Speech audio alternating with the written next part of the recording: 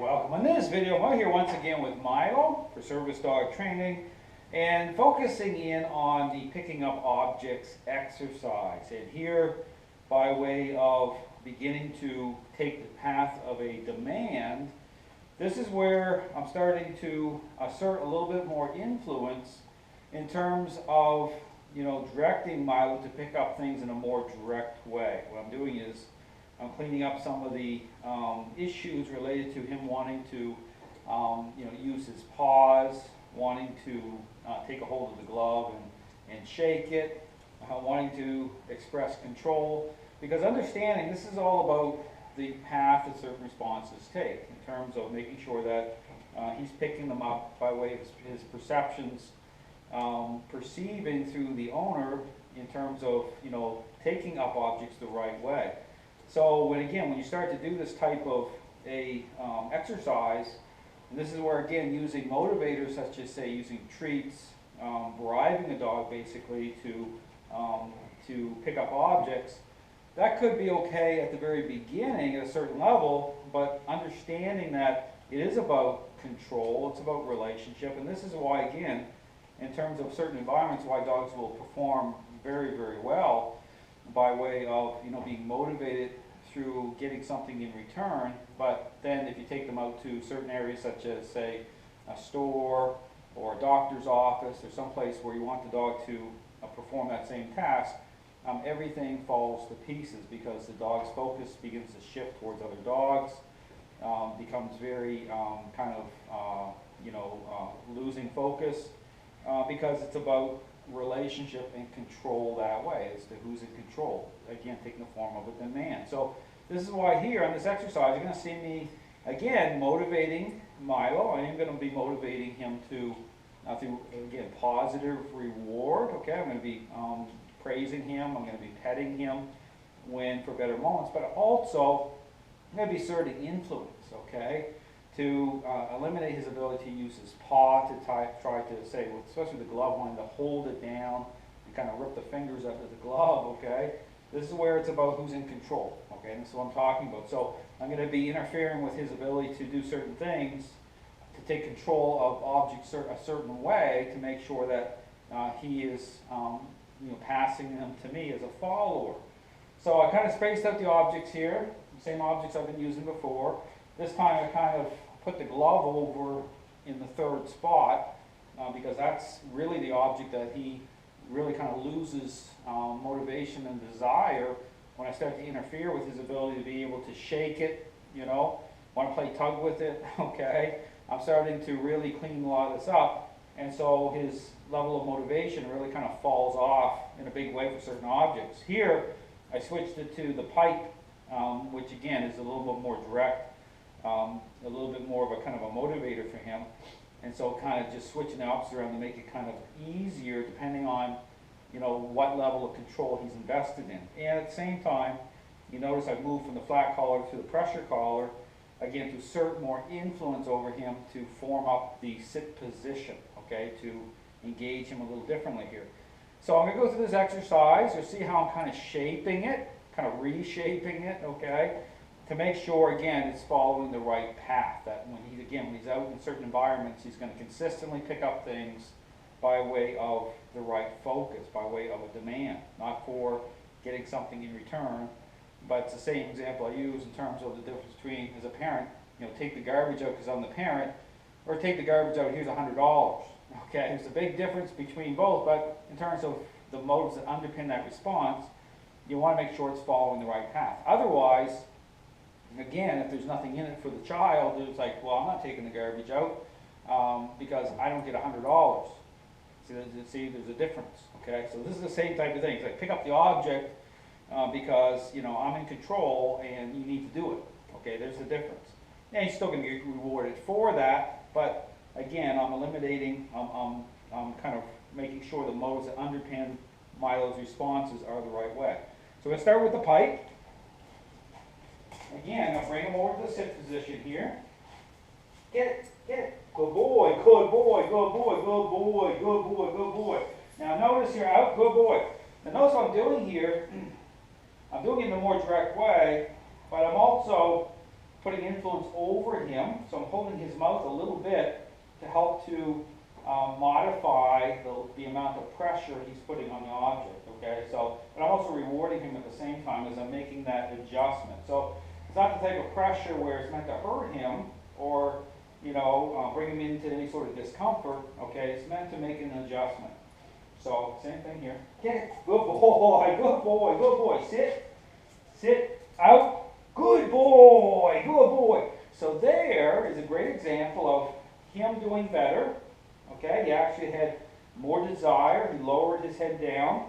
I put pressure again onto his mouth, but more gently this time. And I say gently, it means I was barely touching his mouth area in terms of, you know, making that adjustment. Did really, really good.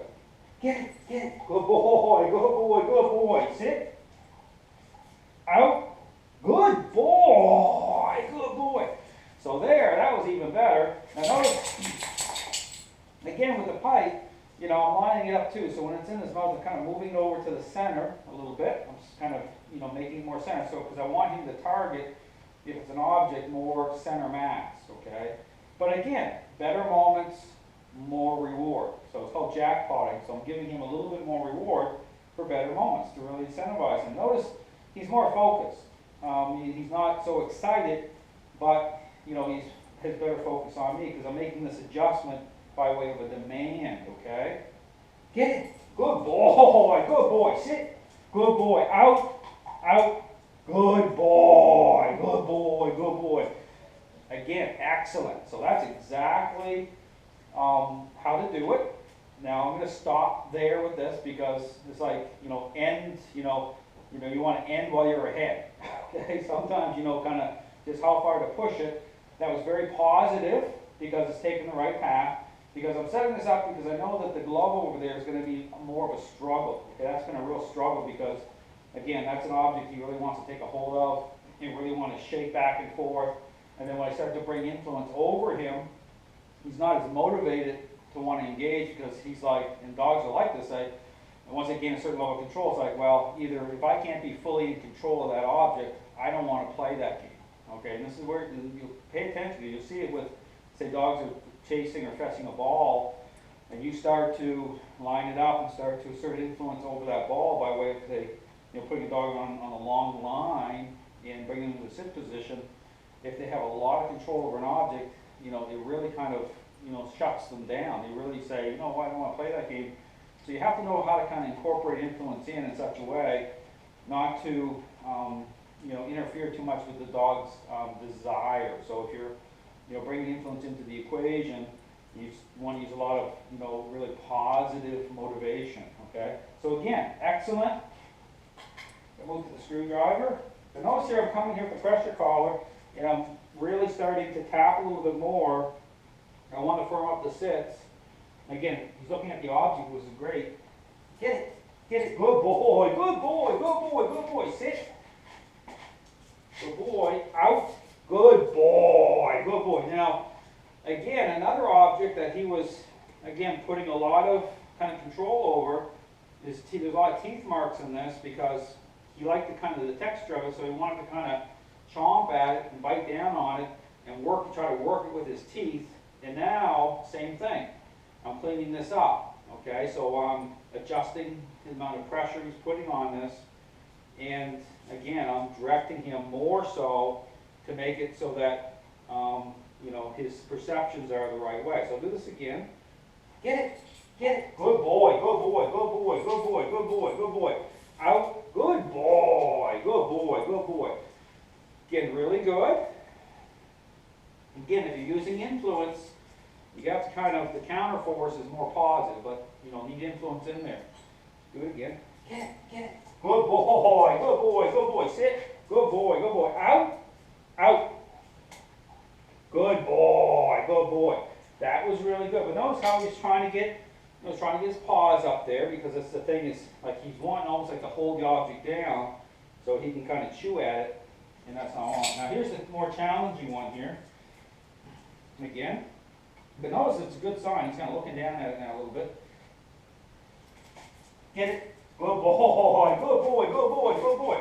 Sit. out, good boy, good boy. Very interesting. Now, if you really watch what happened there, you kind of replay this too, you see him wanting to first use his paw. I worked around that, and then when he had his mouth, he wanted to see his body starting to shake, right? The same type of response where he's wanting to really come on to it. And again, I'm not allowing it to happen, so we'll do it again. Get it. Good boy. Sit. Sit. Out. Good boy. Good boy. Do it again. Get it. Get it. Good boy. Good boy. Good boy. Good boy. Sit. Out. Good boy. Good boy. Good boy. That was really, really good. Okay, so same thing. Lots of desire. Looking at the object. Get it. Get it. Good boy. Good boy. Good boy. Sit. Out. Good boy. Good boy. Same premise. Stop while I'm ahead. Okay, that was really good. So we're going to come back to that here later on another exercise because a lot of repetition, but that was really, really good. Started to clean up really well. So again, go to the next object. Again, just taking my time, being patient. Get it, get it. Good boy, good boy, good boy, good boy. Sit. Out. Good boy, good boy, good boy. Again, really good. Just taking my time.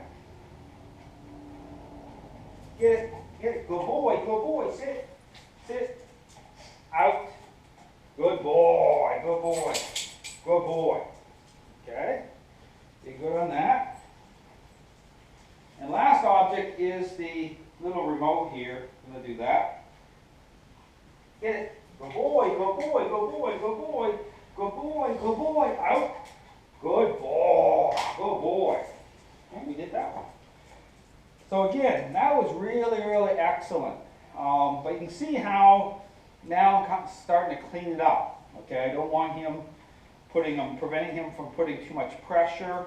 I'm starting to adjust, the amount of pressure he's putting on objects by way of asserting a little bit of influence. Firming up the sit position, more control, and his inability to use his paw, which you really want to do, to hold down an object so he could kind of chomp down on it. So, those things, those adjustments you make will somewhat affect the dog's motivation. But again, this is where you want to be really positive to counter the amount of influence that you're making adjustments with. But again, all to say that, in terms of doing a certain task, it needs to follow the path of a demand, okay? So, in terms of using treats, you can use something maybe to get things going, okay, to motivate a dog, but you want to make sure, just like my parent-child example, that it's following the right path. Influence needs to be part of the equation, okay? So again, Miles doing an absolute